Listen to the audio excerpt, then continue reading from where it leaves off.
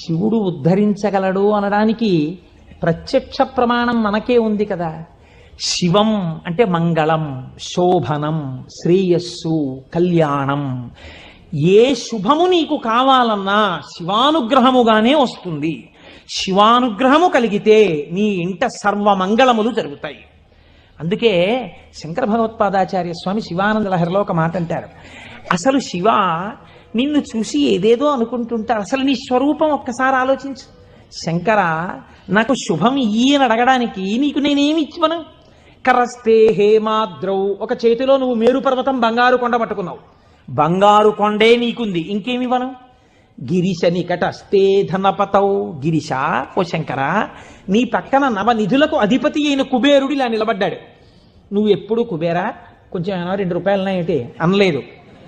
ఆయనే ఎప్పుడు ఏమైనా అడుగుతావేమోనని ఇలా నిలబడ్డా ఆయన